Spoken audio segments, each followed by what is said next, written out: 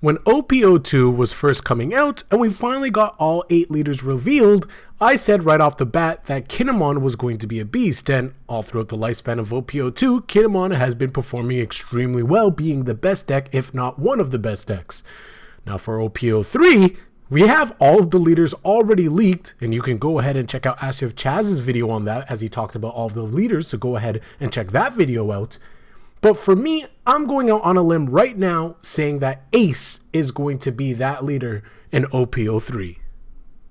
So let's read Porcos the Ace's stats and everything first, and then let me talk about the breakdown for him specifically. So he has 5,000 power, 5 life, very standard, right? Part of the Whitebeard Pirates, self-explanatory, he wasn't going to be a part of anything else. Now what does he do? When this leader attacks or is being attacked, you may trash any number of event or stage cards from your hand. For each one trash, this leader gets 1,000 power during this battle. Now, if you just read it real quick, you're just like, oh, okay, that seems a little bit underwhelming. But then when you realize that he turns dead cards that aren't counters into counters, it's very strong. As we all know, counters are how you stay alive in this game. So for example, if you have an event in your hand that can only be used on offense, let's think Jet Pistol, and that's in your hand, well, Jet Pistol is a card that has no counter, right? It's no use to you on the defensive end. Well, you can go ahead and ditch it with Porcos the Ace, and now all of a sudden, it's a 1k counter. Every single card basically has a counter in Porcos the Ace that's not a character. If you look at stages, right, you look at Moby Dick or Onigashima, cards that are typically played in 4-ofs. Now, you can only have one stage on the board at a time, so you draw other copies, they're kind of dead, right? At least with purple, you can use Jack or other cards to go ahead and pitch it off. Maybe you're playing Whitebeard and you use your Marco and you go ahead and reincarnate him. You bring him back to life by ditching your Moby Dick so it's not dead. Well, with Porcos the Ace, you can go ahead and use those stage cards as counters as well. Very, very versatile and strong ability, not to be overlooked.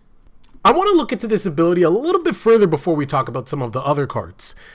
The thing that I find that's super interesting about this is I believe that Red already has the strongest package of event cards out of all of the colors, in my opinion. Black is also really good, but I think that Red just across the board has some really, really powerful event cards.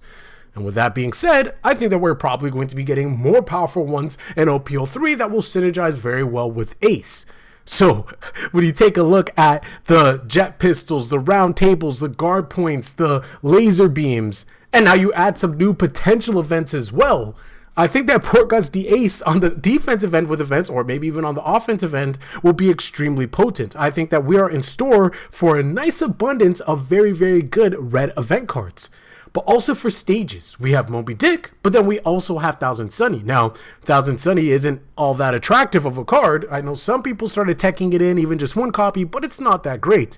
And with Porcos the Ace's ability, you might want to see multiple stages.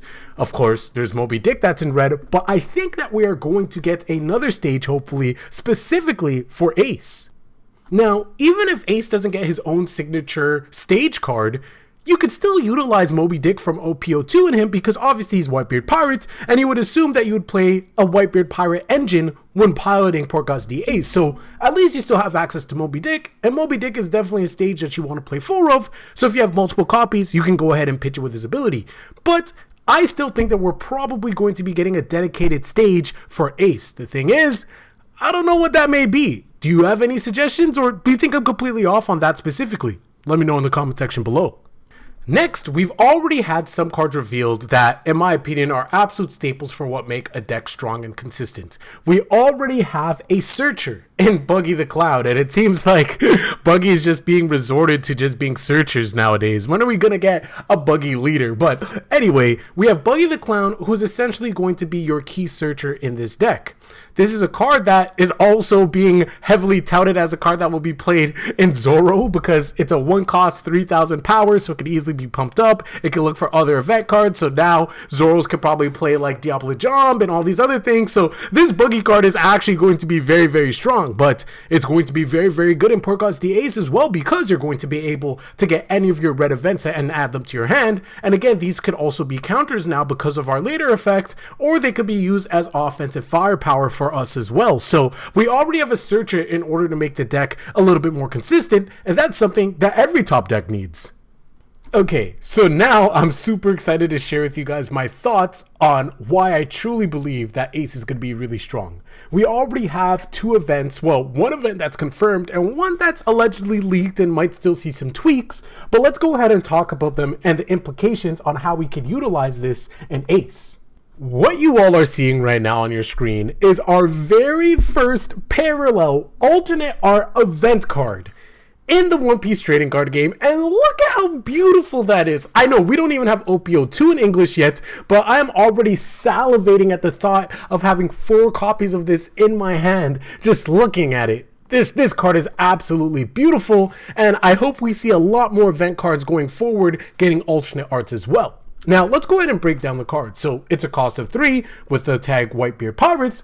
And during your main phase, you can discard one event card from your hand and KO one of your opponent's characters with 5,000 power or less, and up to one of your opponent's characters with 4,000 power or less. So this thing is like a king on steroids, where king needs to go ahead and send back to Dawn. Fire Fist requires you to discard one event from your hand, and then you could blow up 2 cards on the field. Now, is it really valuable? Because you think, okay, like, you get to blow up 2 on the field, but then you have to discard 2 cards in your hand. But you have to remember that you're getting board control, and being able to KO something with 5,000 or less in addition to 4,000 or less is very, very strong. And why do I say that? Well, I say that because Red already has many tools in its kit to lower power, right? It works so well with Otama. Think about our girl Otama and the relationship she has with Ace. She's a perfect fit in an Ace deck to be able to combo Otama with a Fire Fist, right?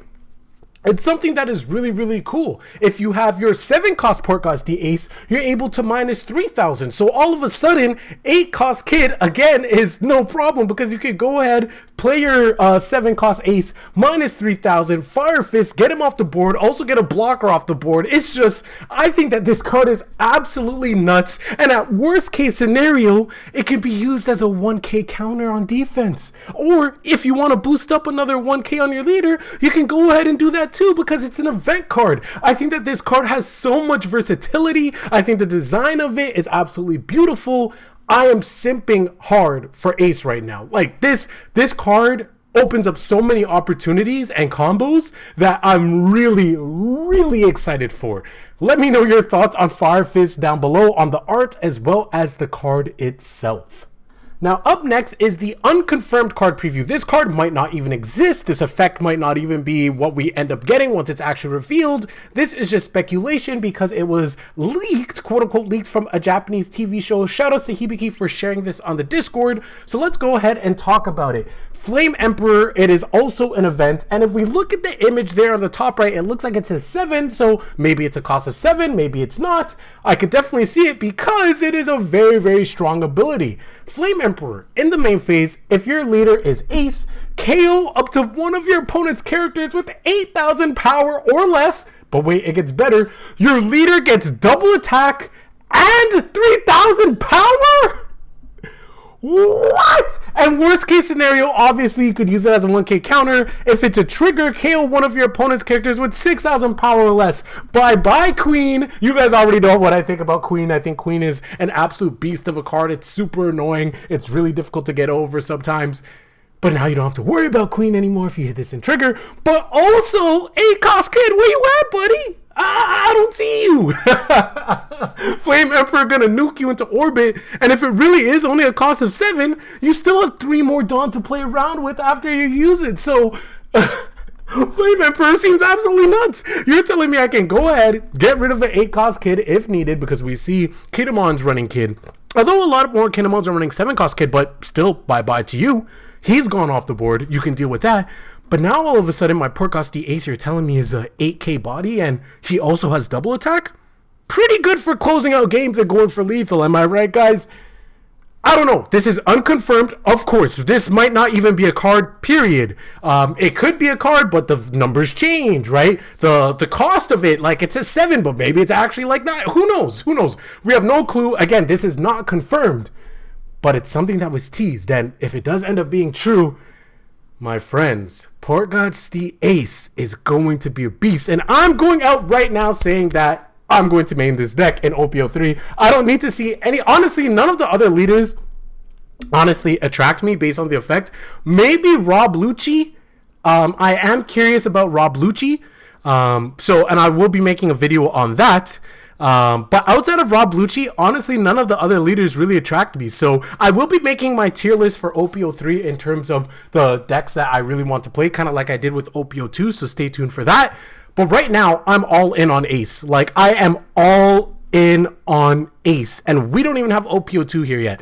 So, with that being said, are you guys as excited for Ace as I am? Or am I just on insane hopium right now and we need to see the rest of the cards in OP03 before coming to a conclusion?